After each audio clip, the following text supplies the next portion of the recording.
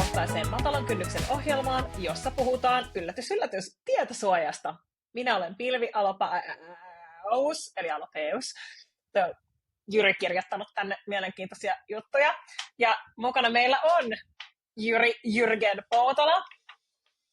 Hello Rei. Hello Rei. Ja meillä on tänään vierailevana ja hostina mukana meille kaikille erittäin tuttu Mikael Hitrohin, joka on tosiaan tuttu muun muassa yhdessä meidän lempparijaksosta Espoo heti rehtorin kansliaan, Espoo välittömästi rehtorin kansliaan jaksosta ja toisestakin jaksosta, ja Mikael tekee tietosuojaa Helsingin kaupungilla koulujen parissa, tai vähän puuhastelee siellä sun täällä, ja on varmasti ihmisille tosi tuttu myös linkkarista. Mikael, moi! Ihanaa, kun sä tulit tänne tekemään meidän kanssa sähellysjaksoa, eli uutisjaksoa, ja ihanaa, kun oot täällä tosiaan. Kiitos. Mukava olla täällä taas, ja siitä viime jaksosta onkin kulunut hetki, niin on tässä ollut yksi pikkuinen tietomurto ja kaikkea muuta pientä kivaa pöydällä sitä ennen, niin on nyt tullut vähän hoidettua tietosuojaa niin sanotusti. Joo, onko se on vähän puuhaa? No, kyllä se siitä. No kyllä, no mutta mitä muuta kuuluu elämään, Mikael? Mikä meininki on ollut tällä viikolla? No, oikein loistava. Töitä on paljon, en anna sen häiritä. Kohtaan Halloween ja mun pitää suunnitella mun tulevat Halloween-bileet.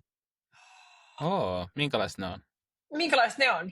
Ne on ollut perinteisesti ruokailutapahtumat murhamysteerillä ja ihmisten pitää tulla jonkinlaisessa Halloween-asussa paikalle. Siis me jäädään Pilvin kanssa odottamaan kutsua. siis nyt niin kuin mä luulen, että kaikki kuulijatkin jää odottaa. Nyt niin kuin kaikki sun kaverit on silleen, että miksi mua ei kutsuttu. Siis tää kuulostaa törkeän hauskalta. Ai voi. Pitää järjestää sitten repeatillä koko marraskuun ajan. Mä luulen, että sun on pakko tehdä tämmönen tietosuojaversio kaikille sun niin kollegakavereille, koska tää on nyt ulkona. Ai, salaisuus on julki. Salaisuus on julki. No mitäs Jyri, mitäs sulle kuuluu? Kuuluu oikein hyvää, kiitos. Mä oon super innoissani siitä, että oman laskutapani mukaan meillä on tämän 95. jakso, mitä me purkitetaan. Joten se tarkoittaa, että meillä on vain 5 jaksoa uupuu 100. Ja sitten kun on satku täynnä, niin sitten tietysti on isot bileet. Eiks niin? Todellakin. Mutta siis mun mielestä me tarvitaan ihan oikeat kunnon 100-jaksobileet. Me tarvitaan ihan oikeat 100-jaksobileet. Ja mikä olisi tosi siistiä, että jos siellä kuulijoissa tai kuulijoittenne verkostoissa on tämmöisiä tiloja, mihinkä me voitaisiin tulla pitää esimerkiksi livepodi kaikille meidän kuulijoille 100. jakson kunniaksi, niin saa ilmiantaa. Me ollaan erittäin kiinnostuneita tulee ilmoitteeksi teidän tiloihin pitämään livepodia. Todellakin. Siis, eli tarjoudu tarjoamaan meille 100 jakson bileet. Elämäsi mahdollisuus. Tee se. Nyt on mielenkiintoista, koska siis tämähän kertoo siitä, että haluaako kukaan meidän 6 kuuntelijoista brändäytyä meidän kanssa. Ja se on pudonnut 7-6, koska mä tulin nyt puhujaksi. Sori. Aivan. Tämä ei ollut siis mitään fiksu juttu. Ja siis tämmöinen, niin että jos te jotain tiloja tarjoatte, niin sinne pitäisi mahtua sit ainakin nämä 6 kuulijaa meidän lisäksi. Joo. Joo. Ei tarvitsekaan ihan isoja tiloja. Kyllä varmaan semmoinen joku pöytä jostain, tiedätkö, nurkkapöytä jostain, tiedätkö, lähipubistakin riittäisi. Tosiaan ne 6 kuulijaa aika lailla. Siinä se on. Se on ihan hauskaa. Mutta tosi paljon ihmiset tänne tulee sanomaan. Se on tosi ihanaa, kun ihmiset tulee kertoa, että ne kuuntelee meitä, koska se on kiva nähdä, että kuka niistä 6 kuulijoista oikeasti, ketkä ne on. Että se on tosi ihanaa.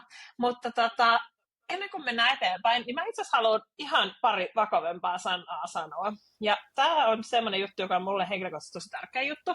Ja koska me tehdään kanssa julkista podia, niin mä haluan sanoa tästä muutaman jutun. Viime aikoina on keskusteltu paljon tästä Sofia Virta-tapauksesta, jossa Sofia Virtaa on ahdistettu tosi paljon erilaisilla viesteillä, ja koska hänet on pahoinpidelty. Ja siinä on ihan selvästi tämmöinen tarkoitus yrittää hiljentää hänet ja poistaa tästä. Ja mä oon tosi ylpeä, mä haluan sanoa, että mä oon tosi ylpeä meidän tietosuoja niin kuin kuulijoista, näistä meidän 6 kuulijoista, koska me ei olla saatu koskaan kokea mitään tällaista. Ja se on tosi jotenkin hieno homma. Ja toivottavasti pidetäänkin se sellaisena ja jatkossakin, koska esimerkiksi itse mä oon kokenut vainontaa, mutta on myös pahoinpidelty ja mua on vainottu, niin mä oon joka kerta, kun meillä menee, tästä on yli 10 vuotta, mutta joka kerta, kun meillä menee podi julki, niin ihan joka kerta mulla esimerkiksi tulee sellainen pieni pelko, että apua, alkaako taas. Ja tämä on semmoinen yhtye, joka ei tule varmaan koskaan poistumaan koko elämän aikana, niin musta on tosi hienoa, että meillä ei ole sellaista. Ja mä toivon, että tässä meidän yhteiskunnassa kaikki, ihan jokainen meistä keskittyy siihen, että tämmöinen käytös saadaan loppumaan. Koska kaikilla pitää olla mahdollisuus puhua, osallistua keskusteluun ja myös kestää sitä, että toisilla on erilaisia mielipiteitä. Ja pahoittelut, että haluaisin ottaa vähän tämmöisen vakavemman asian, mutta tämä on mulle tosi tärkeä asia. Ja musta on ihana, että meillä on hyvä yhteisö tässä meidän kuulijoissa. Kiitos meidän kaikille kuulijoille tästä. Mitäs Jyri ja Mikael, oletteko te seurannut tätä keskustelua? Siis mä hävettää sanoa, että sä puhuit mulle tässä puhelimessa just yksi päivä, ja nyt mä oon silleen, että olisi pitänyt tutkia asiaa tarkemmin, että mä olisin valmistautunut tähän näin, mutta sanotaan, että yleisemmällä tasolla niin on myös tämmöinen sananvapauden puolesta puhuja, ja yksityisyyden suojan tavallaan siinä tasapainottelemaan sitä, ja kenenkään ei pitäisi kokea vainontaa, kenenkään ei pitäisi kuolla tai menettää työpaikkaansa sananvapauden nimissä. Just näin. Mitä Mikael? Olen tätä tilannetta seurannut ja esimerkiksi uutisista luin, oliko se Helsingin Sanomat, jotka otti yhteyttä niihin kommentoijiin, jotka osoitti hyväksyntää Sofia Virran pahoinpidelylle ja niille kommenteille. Ja oli se aika pysäyttävää tekstiä, että miten tämmöisiä mielipiteitä meillä yhteiskunnassa voi olla. Ja vaikka meillä on sananvapaus, niin kyllä pitää se vastuu kantaa myös siitä, mitä sanoo. Et se sananvapaus ei tarkoita sitä, että kannattaa mitä tahansa kirjoitella. Ja muutenkin miettiä se yhteiskunnallinen vastuu siitä, mitä sanoo. Et halutaanko me, että lapset kasvaa sellaisessa ympäristössä, missä ihmiset huutelee toisilleen ja hiljentää toisiaan. Et just näin. Tämmöisiä hyvin... Niin, että se ei ole pelkästään ole semmoinen ilkeä kommentti, vaan se on yhteiskunnallinen ilmiö, mikä siitä muodostuu. Ja Kyllä. Se on mun mielestä siinä ikävintä. Ja tästä me puhuttiin, Pilvi, että tavallaan, että sä et voi käyttää tietosuoja-oikeuksia väärin tavallaan. Sä et voi valjastaa jotain oikeutta unohdetuksi tai poisto-oikeutta tavallaan korjaamaan sun mokia netissä. Kyllä. Ei kun nimenomaan, että just tämä, että siitä tuli sellainen keskustelu, just Mikael, hyvä kun otit ton esiin, niin siitähän oli keskustelua, että jotkut oli, että se on yksityisyyden rikkomista, että toimittaja soittaa kommentoijan perään ja kysyy, että hei, että mikä juttu tämä on. Että on tavallaan unohdettu se, että se yksityisyys ei suojaa sua kanskaan vastuulta. Että jos sä huutelet jotain netissä, niin kyllä se löydetään ja kyllä se on sun vastuulla myös oppia sit kantamaan se vastuu. Ja ylipäätään ihmisille on tullut, musta on hyvä asia, koska ihmisille on tullut ehkä sellainen kuvitelma, että sä voit vaan huudella netistä. Ja musta sama oli ihan järkyttävää lukea sitä tekstiä, että joo, tää on vaan tämmöistä locker room talk. Ja en ole itse ollut sellaisissa locker roomeissa ikinä missään tällaista talkia. Ja yksikään kaverikaan ei ole koskaan kertonut, että olisi ollut tällaista locker room talkia. Mutta silti fakta on myös se, että Suomi on Euroopan vaarallisin paikka naisille erityisesti. Ja se on meidän koko yhteiskunnan velvollisuus muuttaa tämä asia. Ja se lähtee esimerkiksi just tästä, että ihmisten pitää kantaa se vastuunsa siitä, mitä ne huutelee. Ja kiitos, kun sain ottaa tämän muutaman minuutin tätä aihetta varten, koska tämä on tosi tärkeä juttu. Ja mä haluaisin vielä kiittää sitä, että meillä on onneksi ihana tietosuojayhteisö, ja me ei olla koskaan koettu tällaista liittyen näihin podcasteihin. Se on tosi ihana juttu. Mutta mennään disclaimerin ja sitten alkaa hauskat leikit. Eli tässä ohjelmassa on virheitä, koska tämä on live show, emmekä ehdi tarkistaa aina kaikkea. Suhtaudu siis kuulemaasi varauksella. Tämä ei ole juridista neuvontaa, emmekä edusta työnantajamme tai ketään muutakaan, paitsi ehkä itseämme. Ja otetaan lyhyt tauko, koska Panu haluaa, että meillä on taukoja. Ja kukaan meistä ei vieläkään tajua, että miksi niitä taukoja on, mutta otetaan silti. Eli tauolle mars ja tililulei.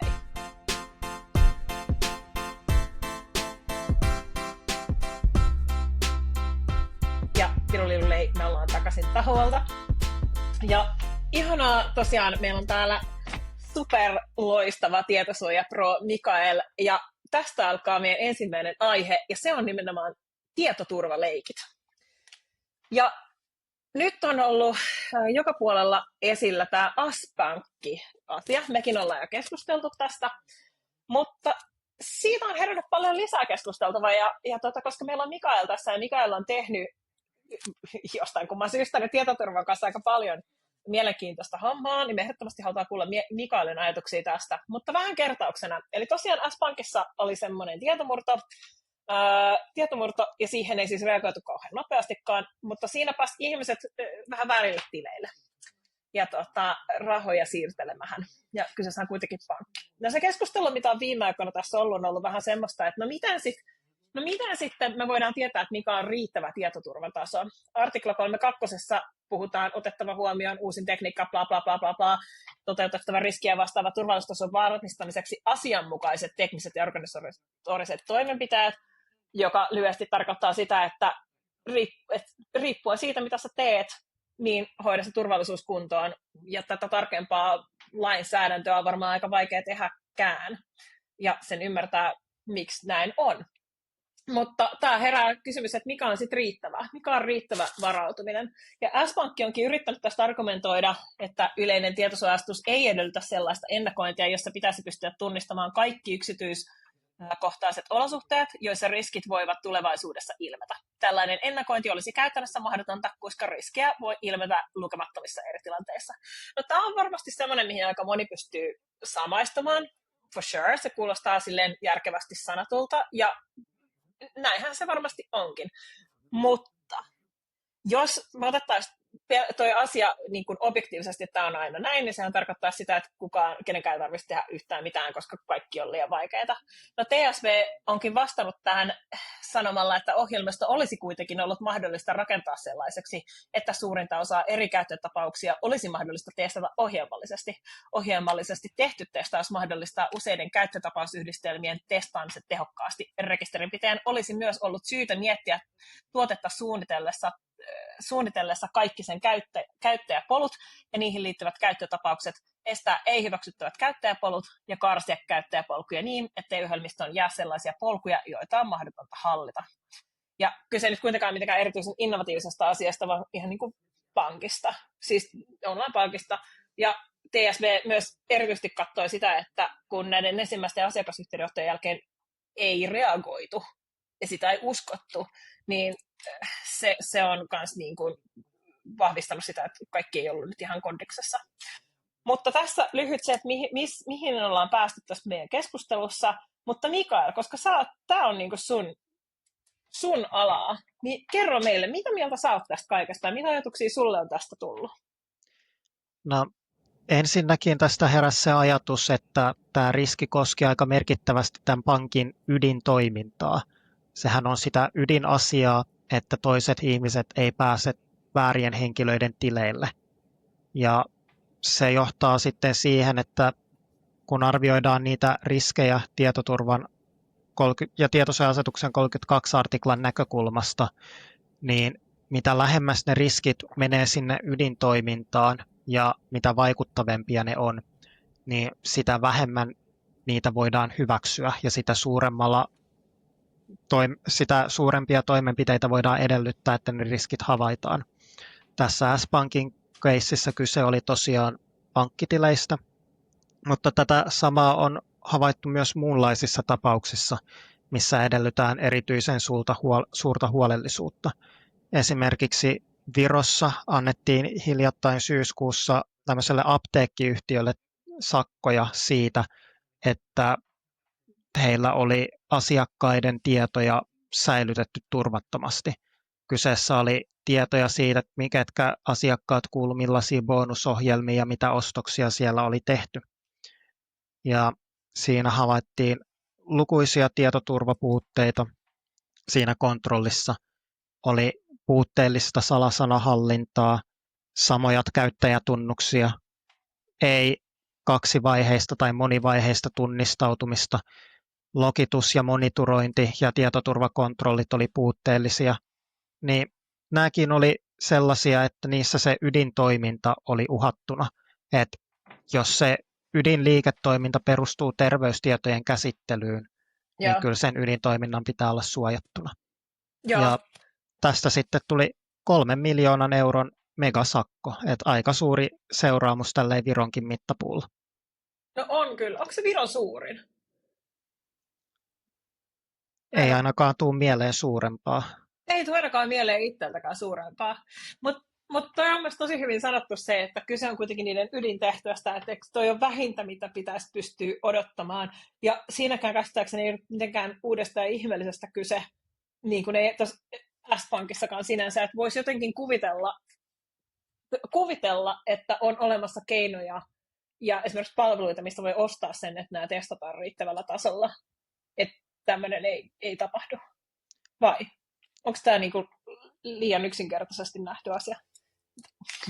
No kyllähän järjestelmiä voidaan auditoida, ja tuossa S-Pankin keississä ehkä auditoinnilla oltaisiin voitu havaita joitakin näitä puutteita, mutta ainakin siinä Viron apteekkikeississä ne tietoturvan puutteet oli myös aika selkeitä ja siinä mielessä ilmeisiä, että ei auditointia tarvita siihen, että ne havaitaan. Tarvitaan vain välinpitoa, että niihin kiinnittäisi huomiota. Ja ehkä se on myös se seikka, mikä siinä heijastui seuraamusmaksujen suuruudessa. Et jos leikkii tulella ja käsittelee arkaluonteisia henkilötietoja noin puutteellisilla kontrolleilla, niin sitten siinä kyllä kärsii seuraamukset. Siis kyllä, nimenomaan. Ja siis, niin. No mitä mieltä saat siitä, että pystyykö sitten rekisterinpitäjä kääriytymään tähän niin kuin puolustukseen, mitä S-Pankki on esimerkiksi sanonut, että on täysin mahdotonta varautua kaikkeen. Missä menee se raja? Miten rekisterinpitäjä sitten tietää, että mikä on riittävää? Se on todella hyvä kysymys, koska laista semmoista rajaa ei suoraan voi johtaa. Ja itse lähtisin miettimään sitä, että mitkä on sellaisia riskejä, että ne on hyväksyttäviä. Ja kun me tehdään vaikutusten arviointeja, niin siinä on 2 akselia. Se todennäköisyys sille, miten se riski toteutuu, ja sitten se vaikuttavuus rekisteröityihin. S-Pankin keississä kyseessä oli pankkitilitietoja ja pankkitunnusten jakamista. Se on aika merkittävä riski. Ja siinä Viron apteekkikeississä ne oli terveystietoja. Sekin on merkittävä riski. Ja sen lisäksi, että ne riskit on merkittäviä, niin ne myös sijoittui siihen ydinliiketoimintaan molemmilla. Et jos semmoiset riskit on kaukana siitä ydinliiketoiminnasta, jos ne on vähäisiä ja epätodennäköisiä, sellaisia, että ei voi vahingossa tapahtua, niin kuin näitä S-Pankin kirjautumisia oli, vaan edellyttää ehkä jopa tietynlaista ammattimaisuutta, jotta niitä puutteita voi hyödyntää, niin sellaiset on ehkä enemmän anteeksi annettavissa kuin ne, jotka johtuu välinpitämättömyydestä. Joo. Ja sitten tuossa S-Pankissa se varmaan se välinpitämättömyys, tai ei ehkä välinpitämättömyys, mutta osaamattomuus ehkä korostaa. Siis itsellä tulee myös se, että miten voi olla, että siihen ei ole reagoitu asiakaspalvelussa. Niin herää kysymys, että onko niitä treenattu? Onko sitä sen koulutuksen merkitys? Että kun se tietoturva vaatii myös sitä ja tietosuoja, että miksi niitä ihmisiä koulutetaan? Että ostaa reagoida. Koska se, että kun joku osaa reagoida siihen, niin silloin sitä voidaan lähteä hallitsemaan sitä riskiä. Niin, musta tuntuu, että monessa organisaatiossa aina yliarvioidaan se, miten hyviä rivityöntekijät on tietosuoja-asioissa. Todetaan, että kyllä meillä on tietosuojakoulutuksia, nämä on tehty meidän henkilöstölle, mutta jos henkilöstön edustajat pelaa puhelimella samaan aikaan, kun katsoo jotain pakollista tietosuojavideoita tai shoppailee jotain nettihuutokaupoista, niin ei ne videoiden opit mene perille. Ja jos multa kysyttäisiin, mikä on kouluissa tai päiväkodeissa tietosuojatason ymmärtäminen, niin vaikka paljon tehdään töitä, annetaan ohjeistusta ja kerrotaan, miten toimitaan, niin en mä koskaan usko, että se tulee olemaan semmoisella tasolla, että siellä kaikki osattaisiin. Ja ehkä siinä koulutuksissa on ollut väärä painopiste, että yritetään kouluttaa asioita niin, että kaikki osaa kaiken. Sen Just. sijaan sen painotuksen pitää olla, että kaikki saadaan niin hereille, että ymmärtää, milloin oma osaaminen ei riitä ja ollaan yhteydessä. Ja jos tämmöistä koulutusta olisi ollut siellä S-Pankilla, niin ehkä nämä henkilöt olisi tässä tilanteessa ottanut yhteyttä eikä itse arvioinut, onko tässä riskiä vai ei. Amen to that. Siis niin kuin heiluttelen täällä käsiä, amen to that. Siis toi on mun mielestä, siis mä oon niin samaa mieltä, että usein siinä koulutuksessa ei ihmisten tarvitse esimerkiksi mun mielestä tietää sitä, että onko minulla nyt käsittelyperuste tähän vai ei. Mun mielestä se on niin kuin liian paljon pyydetty. Mun mielestä on hyvä opettaa ihmisille, mä en tiedä mitä mieltä sä oot, mutta mun mielestä on hyvä opettaa ne niin kuin periaatteiden ideat. Mä yleensä itse tykkään kouluttaa sitä kautta, että mä oon silleen, että lähdetään siitä, että tykkäisitkö, että sun äidin henkilötietoja käsiteltäisiin näin. Että niin kuin, onko tämä, niin kuin, does it make sense? Että vähän semmoinen niin kuin tämmöinen niin kuin järki, jossa selitetään vähän, että miksi me tehdään joitain asioita tietyllä tavalla. Mutta mä oon samaa mieltä tuosta, että se tärkein juttu on se, että tunnistetaan, milloin joku ei ihan ole oikein. Ja se usein mä oon huomannut, että se on ihan maalaisjärkeä. Ja just se, että tunnista se tilanne, älä rupea leikkimään itse niin kuin tietosuojaeksperttiä, et sitä ole, kukaan ei odota sitä sulta, vaan pyydä apua. Niin. Pyydä apua. Ja se on just toi. Mun mielestä se on se kyky tunnistaa niitä. Ja mä rakastan näitä phishing email-testejä, mitä tehdään. Niin kuin toivottavasti kaikki organisaatiot tekee näitä, jotka käyttää e-mailia. Niin se on hyvä esimerkki siitä, että semmoinen jatkuva muistutus ja niin kuin, se jatkuva testaaminen ja jatkuva semmoinen niin kuin kehitys ja koulutus käytännön kautta on tosi tärkeää. Kyllä, ja pakko vielä sanoa, että myös se koulutuksen kieli on olennaista siinä, miten se menee perille. Jos mä sanon varhaiskasvatuksen opettajalle, että miten toimit, kun rekisteröity tekee tarkastuspyynnön, niin ei se ymmärrä siitä mitään. Jos mä kysyn häneltä, mitä teet, kun huoltaja pyytää lapsensa tietoja, niin sitten mä puhun hänen kanssaan samaa kieltä. Ja jos ei puhu sitä samaa kieltä, niin ei ole kyllä minkäänlaisia edellytyksiä saada sitä tietosuojaosaamista nostettua. Joo, että tässä on hyvä, että tästä tulee myös, että just hyvänä esimerkkinä se, että se tietoturva on paljon muutakin kuin sitä, että tekniset asiat on kunnossa, vaan se on se ihminen, joka on myös tosi tärkeä. Esimerkiksi just tässä S-pankkikeisissä, että osittain siihen vaikutti tämä, että siihen ei reagoitu. Että se niin kuin, että se organisatorinen puoli, niin siihen kuuluu sit se, että ne ihmiset, että miten niiden ihmisten kanssa tehdään ja millä tasolla se on. Mutta mä ymmärrän ton, että sitä on tosi vaikea varmasti testata, ja mä luulen, että se tuntuu monesta tosi turhalta. Mutta silloin siihen pitää panostaa siihen koulutukseen, että se on semmoista, että ihmiset ei nuku siellä. Ja niin kuin tunnistetaan, mitkä on tärkeät näihin just meille. Mitä ajatuksia, Jyri, sä oot ollut hiljaa ja googletellut siellä samalla. Mitä ajatuksia sulla on tästä? Joo, kaikki on tosi hyvin, että niin kuin kaikki. Ei siis, niin kuin, Jyri on just nettishoppailut tässä koko keskustelun ajan. En todellakaan ole. Siis mä mietin tavallaan sitä, että kaikki mitä te sanotte on oikein, mutta se on todella vaikeaa saada käytännön tasolla tavallaan, että miten me varmistetaan, että ihminen ei kato nettishoppaille samalla, kun se katselee koulutusvideota, koska me ei haluta kuitenkaan pitää kameraa päällä sen edessä ja tavallaan monitoroida se ihmisen sen enempää. Joo, se voi tehdä jotain quizzeja tai jotain tämmöistä assua, mutta jotenkin siellä tavallaan joo, tosikin, siis on täysin oikein, että näin pitää tehdä näin tämmöisiä maksimeja, mutta tavallaan mä elän jotenkin semmoisessa maailmassa, että on semmoinen tietty taso, mihinkä me päästään näilläkin menetelmillä. Sen jälkeen se on kuitenkin yksilössä kiinni, että miten ne tekee, miten ne tottelee. Mä en tiedä millään tavalla S-Pankin mistään toimista, mutta mä oletan, että heillä on koulutusta ja heillä on ollut asiakaspalvelu koulutettu tavallaan tunnistamaan niin kuin tärkeitä yhteydenottoja, koska pidän sitä itsestään selvinä, että näin olisi tehty.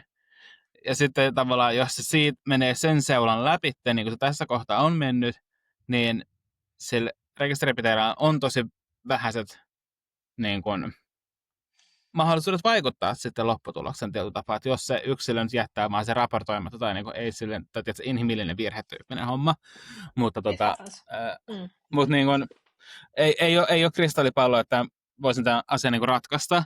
Ja toisekseen inhoon näitä phishing-e-maileja, mitkä joko joku tietoturvaosasto jossain tekee, ja sitten se on silleen näppärä tai siis nimeltä mainitsemattomassa organisaatiossa, varastettiin jonkun läppäri, jonkun työkaverin läppäri, niin piilotettiin johonkin, ja sitten odotettiin silleen, niin kuin, että koska se sinne huomaa ja ilmoittaa, no, onko se äkkiä vastaavaa.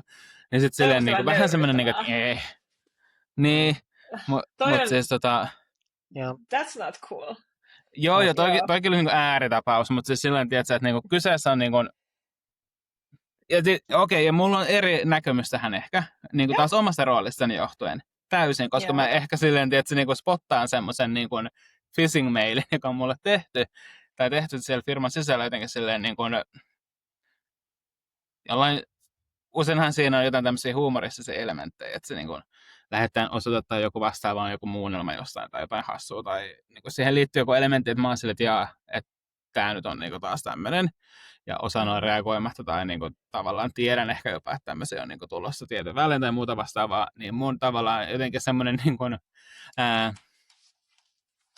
jaksaminen näihin asioihin välillä on kortilla, koska sitten pitää niin kuin hirveästi puuhailla jotain, mutta toki ne on tärkeää, mä tunnustan tämän. Tämä on täysin mun omaa semmoista, tiedätkö, niin kuin kapinoin tätä asiaa vastaan, koska tiedätkö, olen niin kiinni jossain muussa asiassa tyyppinen homma, joka on väärin. Elikkä nyt niin kuin kaikki kuulijat, älkää tehkö niin kuin Jyri, vaan tehkää niin kuin kuuluu tehdä. Mä itse jäin miettimään, että ehkä se oli liian pessimistisesti sanottu, että ihmiset tekee nettiostoksia tai katsoo YouTube-videoita niiden koulutusten aikana. Todennäköisempää on se, että siinä työkulttuurissa haetaan semmoista mantraa, että työajalla pitää tuottaa lisäarvoa, niin ihmiset vaan multitaskaa koulutusten aikana ja nähdään, että ne tietosuojakoulutukset ei tuo semmoista lisäarvoa. Se on pakollinen asia, mikä minun pitää tehdä ennen kuin pääsen tekemään töitäni, että sitä koulutukseen osallistumista ei nähdä työntekona. Ehkä se... Sitten olet täysin oikeassa tuossa asiassa. Niin sun pointti on täysin validi, koska siis... Jep. No ehkä no joo, mutta siis mä haen, koska mä yhdistän tämän siihen keskusteluun, että miten rekisterin pitää voi tavallaan puolustuksekseen todeta. Se voi sanoa, että mä oon tehnyt kaikki nämä, että niin kuin näistä 10 jutusta mä oon tehnyt 9, jos se yksi on sitten tavallaan sen yksilöstä kiinni, että niin osaako sitä nostaa tai niin kuin tekeekö se sen, mitä sen kuuluu tehdä, eli noudattaa ohjeistusta, niin silloin kenen siitä pitäisi kärsiä. Ja se nyt jää tässä kohtaa. Mun mielestä ehkä vähän sille rekisterin pitää vastuulle joka tapauksessa, kun se ei ole sitten huolehtinut siitä, että nämä kaikki on mennyt niin kuin työntekijälle läpi. Niin tätä mä mietin, että, niin kuin, että se on vähän semmoinen epätasapainoinen se tilanne, mutta mä ymmärrän täysin sen. Että se turvallisuus on vastuukysymys myös. Ja siitä pitää huolehtia. Jos työkulttuurissasi on piirre, että lisäarvon tuottaminen menee tietosuoja- ja tietoturvan ylitse, niin sitten siinä työkulttuurissa on todennäköisesti jotain korjattavaa. Niin, nimenomaan. Aika monta kulttuuria korjattu. On aika montakin kulttuuria, mutta on mielestäni ihan superhyvä pointti just sen takia, koska siis usein tietosuojaan suhtaudutaan työpaikoilla, tai siis monessa organisaatiossa suhtaudutaan silleen välttämättömänä pahana. Mä esimerkiksi inhoan, kun mä näen aina välillä sellaisia, että tietosuoja-ihmiset itse postaa jotain semmoista, että DPO on se paha ja sanoo yleensä aina ei. Miksi me niinku toistetaan tätä asiaa? Musta on ihan älytöntä sen takia, että me toistetaan tätä asiaa, koska se ei pidä paikkaansa.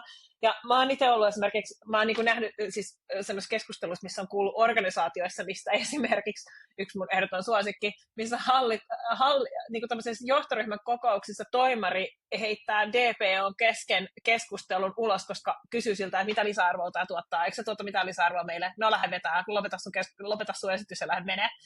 Niin kuin semmoisissa organisaatioissa, missä henkilötietokäsittely on tosi keskeistä ja se turvallisuus on tosi keskeistä. Niin jos on tämmöinen asioinnoituminen on johdossa, niin mä nyt ihmettelen, että siitä valuu sellainen fiilis muuhun organisaatioon, että Ei sillä varmaan ihan kauheasti väliä.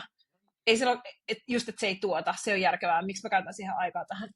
Ja siitä se sitten lähtee. Siitä ne ongelmat sitten lähtee.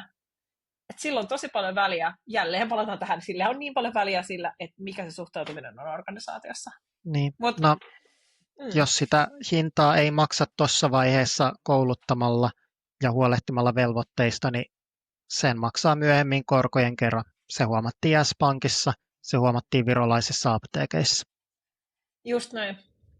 Siis just näin. Mutta tässä on niin yksi pointti, minkä sanoit mun mielestä tosi hyvin, minkä mä haluaisin palata, se, että kun se tietoturvaloukkaus liittyy jotenkin sen firman core-liiketoimintaan tai toimintoihin yleensä, niin silloin niin rankemmalla kädellä voidaan heitä sitten ojentaa. Ja musta tuntuu, että me ollaan ehkä Suomessa nyt siinä kohtaa, että me ollaan vielä ehkä tuossa täytäntöönpanossa siinä kohtaa, että me rankastaa vaan niistä räikeimmistä epäonnistumisista nimenomaan näillä core-liiken alueilla.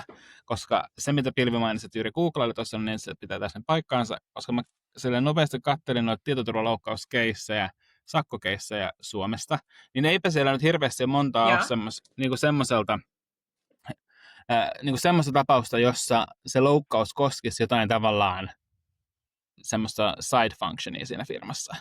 Vaan nehän on siis nämä isoimmat, kauneimmat tai kauheimmat sieltä Vastaamo, niin kuin psykoterapiakeskuksen näin muistiinpanot, aikakuoreliiketoimintaa, S-Pankki,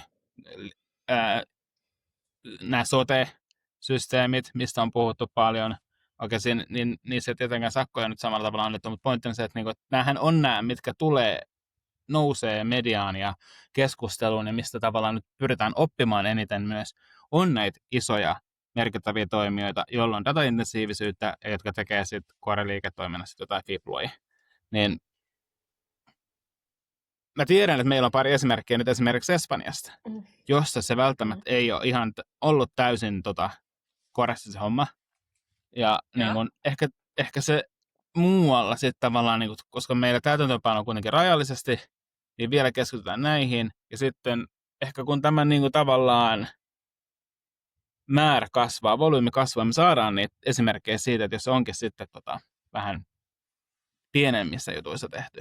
Eli ei olekaan mennyt sitten pankin tilit sekaisin, vaan onkin siellä ollut jossain, tiedätkö, HR-funktiossa tai jossain niin kuin muualla joku tapaus. Siis mun mielestä on tosi hyvä esimerkki. Ja näissä Espanjan keiseissä, eikö tässä ollut sellainen, että siellä oli annettu sakkojakin, niin Asset Management Company sai 180 tonnia siitä, että ne ei ole laittanut riittävää turvallisuutta, ei ollut tarjottu tai asetettu. Siinä oli data breach affecting 360 ihmistä. Ai, vitsi mä vihaan itseäni, kun mä sanoin noin. Tietoturva, joka vaikutti 360 työntekijään. Ja ei ollut myöskään tehty säilytysaikoja, ei ollut implementoitu sen käsittelijälle. Ja sitten tässä toisessa siinä oli annettu 500 tonnia sakkoa, jossa oli annettu, jossa oli sitten päästy karkaamaan IBANeja ja niin kuin henkilötieto ID-dokumentteja. Joo, ja tuossa oli mun mielestä, ne oli sinänsä, vaikka ne on vähän tuommoiset, niin kuin, ei nyt mitkään tiedä, niin ennakkotapausasiat ehkä, mutta niin kuin se kolikon kaksi kääntöpuolta, että siinä oli tämä rahoitusyhtiö Santander, jossa oli 500 tonnia sakkoa, niin siinä IBANi ei oltu hashattu millään tavalla, kun niitä oli käsitelty jossain ympäristössä. Ja totta kai, kun oli vuotanut, niin sitten se niin kuin johti ikäviin asioihin. Toinen oli sitten joku asset management firma, myös tavallaan rahoitusalalla, mutta sitten, tai tämmöisellä, mikä pankki-ala onkaan, mutta sitten siinä se organisatorinen turvatoimi tai tämä, mitä ei oltu huomattu, niin oli, että ei oltu kans hashattu jotain tämmöisiä niin kuin user ID-tyyppisiä tämmöisiä käyttäjätietoja. Ja siinä 180 tonnia sakkoa, totta kai pienen erikokoiset firmat ja kaikkea, mutta kysymys siitä, että saadaanko me tämmöistä granulariteettia pikkusen näihin sakkoihin jossain kohtaa, ja meillä aletaan ikään kuin tätä organisaatiosta turvatoimikeskustelua käymään eri kokoisissa firmoissa, myös tavallaan tämmöisten core-toimijoiden ulkopuolella. Kyllähän nämä esittää, siis nämä nyt isot firmat maksaa oppirahat siitä, että pitää olla tietoturva kunnossa. Se on epäreilu ehkä niille, koska ne on nähnyt sitä niin kuin semmoisia käytännönläheisiä vaatimuksia, että miten sen tietoturvan pitää olla, pitääkö kaikkea varustautua, mutta eipä ne pienetkään ole.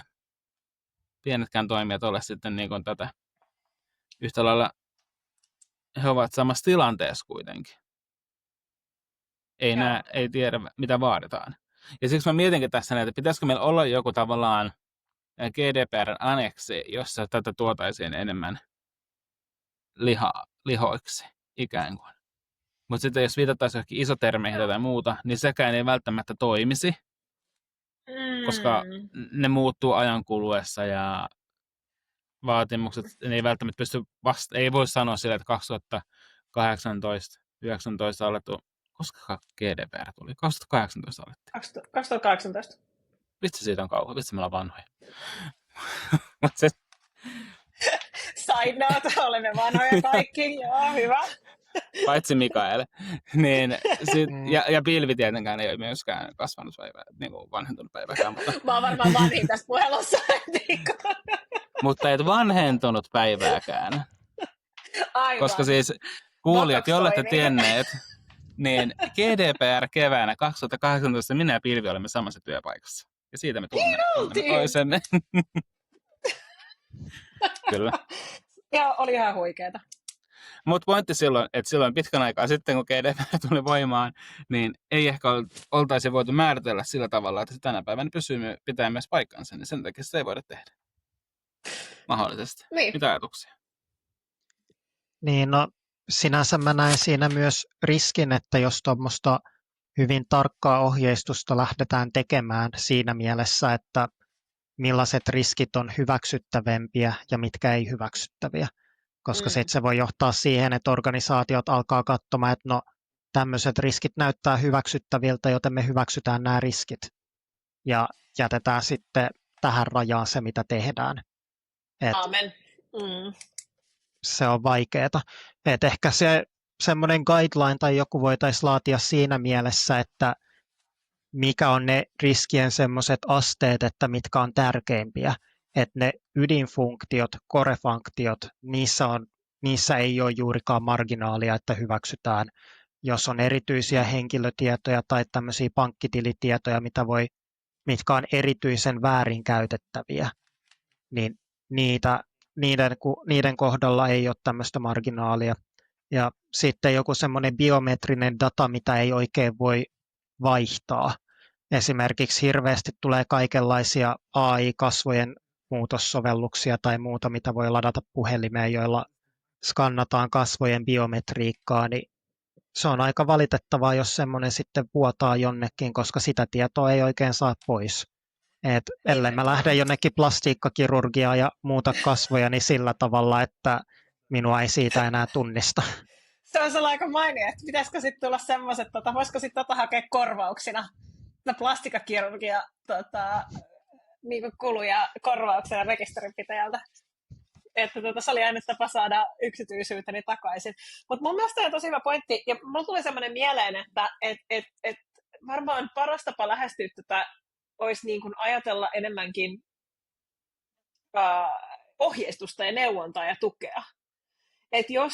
Auttaisiko semmoinen, että jos ei pystytä antaa vaatimuksia, mutta me pystyttäisiin antaa enemmän, tulisi vaikka EUn puolesta tai jostain tulisi enemmän semmoisia, että mitä tästä on opittu. Niin kuin, mitä tästä on opittu, enemmän ohjeistusta ja neuvontaa.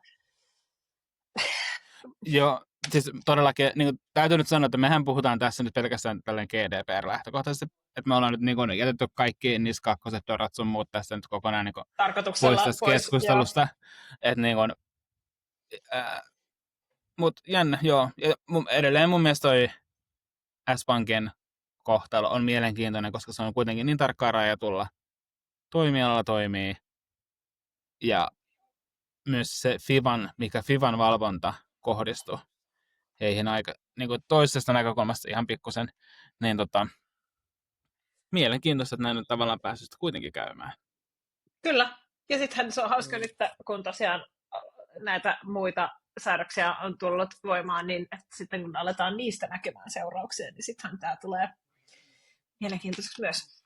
Mutta otetaanko tähän väliin pieni tauko, ja sitten meillä on vielä yksi mielenkiintoinen hommeli-pommeli. Mutta otetaan tauko. Ja Tirulilulei tauolle.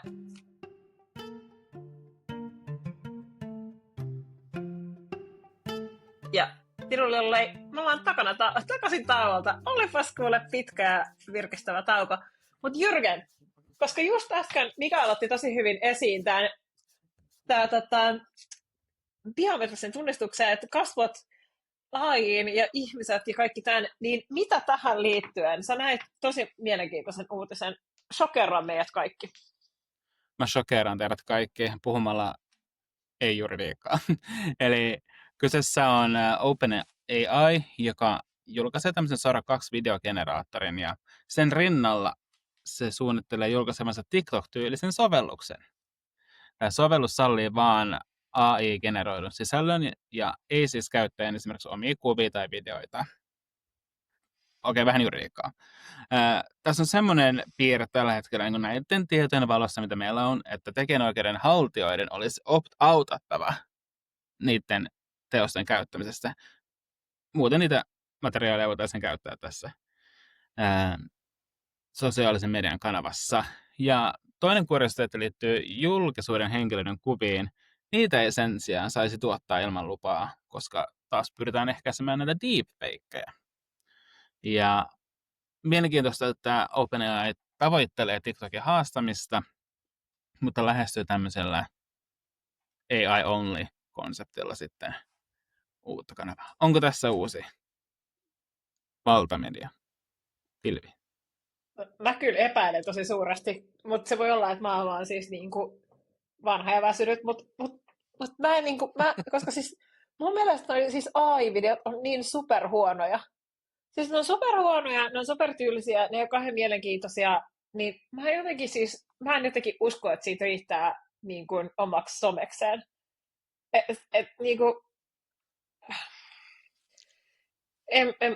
Mä en niin kuin jaksa. Ja mä en jaksa uskoa myöskään siihen, että ne pystyisi oikeasti hallitsemaan sitä, tai siis totta kai ne varmaan jotenkin keksii, mutta sitä, että sinne ei ilmestyisi deepfakeja ja muuta. Mutta mitä mieltä Mikael? Onko tässä nyt, onko tämä nyt sitten tietosuojan uusi tulevaisuus, se, että poistetaan kaikki somesta ja tulee vain tämmöistä AI-generoitua somea? Onko tämä ratkaisu kaikkea?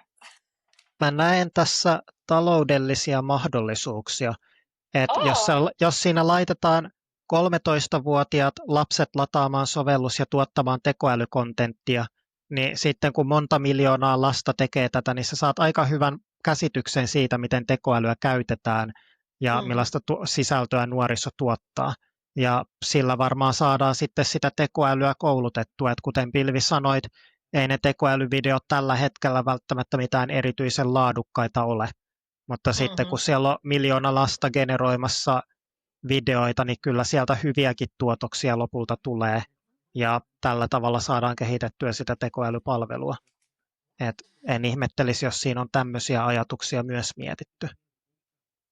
Siis todennäköisesti siinä haetaan jotain tämmöistä dataa. Siis en mä keksi, minkä takia muuten tämä... Mitä hyötyä siitä muuten olisi niillä? Mä en tiedä. Siis toki ympäristöpuolella tämä kuulostaa omasta ihan kauhealta, koska tietää, että miten paljon ympäristöä rasittaa tämä vaikka ChatGPT-juttelut. Ja silti itsekin käytän ChatGPT:ää. Mutta joo. Totta. Joo, mä en pysty tuohon niin ympäristökeskusteluun nyt ollenkaan, mutta mä näen tässä ihan hirveän potentiaalin. Siis tavallaan, siis Herran Jumala, ollaanhan me katsottu niin jotain piirrettyä lapsesta asti. Ja nyt meillä on ehkä kanava, joka tuottaa tuommoista tavallaan niin tarinankerronnallista sisältöä tosi paljon. Ihmisten ei tarvitse olla omalla kuvallaan siellä, se on tavallaan anonyymimpää tai tämmöistä. Ehkä siihen on siis tulee matalampi kynnys osallistua tämmöisen materiaalin tekemiseen. Mutta mitäs tuosta kuulla, kun on ideoit vaikka jonkun siis draaman ja sitten OpenAI sen tiedätkö, lavastaa ja kuvittaa ja muuta, ja sitten sä saat julkaistua sen. Siis mua hirvittää toi, koska siis mä oon aikaisemminkin sanonut sen, että mun mielestä niin kuin AI-taide ei ole taidetta. Et mun mielestä se ei vaan ole Niin. taidetta. Mutta sielun... Sano vaan, Mikael. Mitä Mikael, sori. Mä sieluni silmin näen, että pian joku opettaja kuulee tästä ja laittaa siitä pyynnön, että hei, voitaisiko me saada tämä sovellus kouluille? Ei käsittele henkilötietoja, kaikki tehdään AI:lla siellä sisällä. Et sitten tällä meillä koulutetaan meidän tulevaisuuden toivoja. Joo, sitten voisiko tänään antaa kaikille lapsille käyttää? Niin, mä en usko, että kyllä tässäkin varmaan jotain henkilötietosuojaa tulee niin kuin yllättäen, ja tämä kaikki tiedot pystytään johonkin sitten ehkä jotenkin jollain tasolla ehkä liittämäänkin. Mutta Joo. Mä oon itse asiassa odottanut tosi paljon sitä, että mikä tavallaan on se seuraava some tai alussa, joka lyö läpitte. Koska mä en sano, että sen tarvii olla tämä. Mutta mä oon tavallaan innoissani siitä ajatuksesta, että TikTok myös väistyy jossain kohtaa ja joku tulee tilalle. Se on väistämätöntä. Facebook kuoli, Instagram alkaa olla myös niinku milleniaalien. Facebookissa on boomerit, Instagramissa on milleniaalit ja TikTokissa on Gen Z:n alfat. Eikö taas se? Sitten on tämä Snapchat, mutta mä en ymmärrä sitä maailmaa ollenkaan. Mä en tiedä, miten se toimii. Mutta siis tiedän, miten se toimii, mutta siis en ole käyttänyt niin moneen vuoteen. Mutta niin, en tiedä. Mikä on seuraava somealusta? I don't know. Voisiko se olla jotain tämän tyyppistä? En tiedä. Ehkä se on kuule Truth Social. Niin.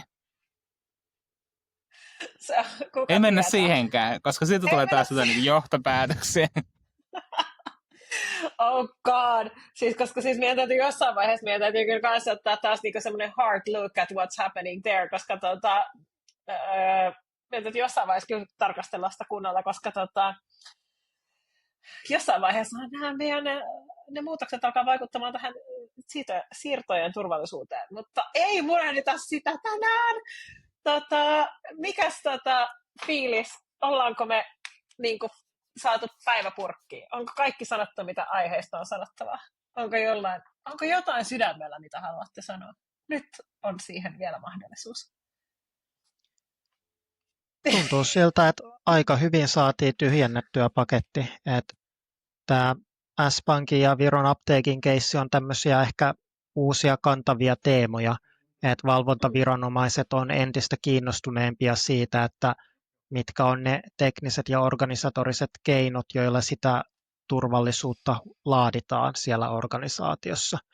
Ja ei voi kuin painottaa, että jos firman ydinfunktioissa on arkaluonteisten tai erityisen väärinkäytettävien henkilötietojen käsittely, niin sitten rekisteröidyillä on ihan asianmukaista olla odotuksia siitä, että tietoja käsitellään turvallisesti ja huolellisesti.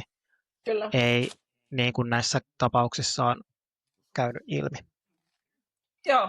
Joo, ehdottomasti samaa mieltä. Ja siis mun mielestä tässä korostuu jälleen kerran se niin kuin yleinen asenne, asioiden ymmärrettävyys, se, että sä ymmärrät, mitä sulta odotetaan, ja että sä välität siitä asiasta. Ylipäätään pitäisi vähän välittää, että asiat tulisi toimimaan. Mutta joo, jäämme seuraamaan tilannetta jännittävästi. Jyri, onko sulla viimeisiä sanoja ennen kuin... Siis leikkinä. Mehän aloitettiin tämä jakso sillä tavalla, että puhutaan tietoturvaleikeistä. Niin pidetään leikkinä. Pidetään leikkinä. Jos leikkii tulella, niin parempi pitää huoli, ettei syty tuleen. Joo, nimenomaan. Ja jos käytät ilotulitteita, niin opettele käyttää niitä oikeista, ja kannattaa, että se räjähtää käsissä. Sitten sattuu. No mutta hei, meidän on aika aloittaa lopettelu. Uskomatonta, mutta totta. Siinä oli showmme tällä kertaa. Voit laittaa meille palautetta ja kysymyksiä. Yhteystiedot ja linkit uutisiin löytyy tämän jakson kuvauksista. Ja muistakaa pistää Tietosuojapodin kanava tilaukseen, niin saat aina notifikaation uudesta jaksosta, koska et voi elää ilman meitä. Et voi. Voit yrittää. Et pysty siihen. Voit auttaa Tietosuojapodin olemassaoloa tarjoamalla kupin kahvia kuvauksessa olevasta linkistä. Panu tarvitsee kahvia. Tarjotkaa kahvia. Kiitos kaikille, jotka on tarjonnut sitä. Ja muista antaa meille vähintään 5 tähteä. Kiitos oikein paljon, että jaksoit kuunnella tämän sinä yksi 5 kuulijasta, koska 6 on täällä mukana. Ja kuulemiin. Heipä hei. Hei hei.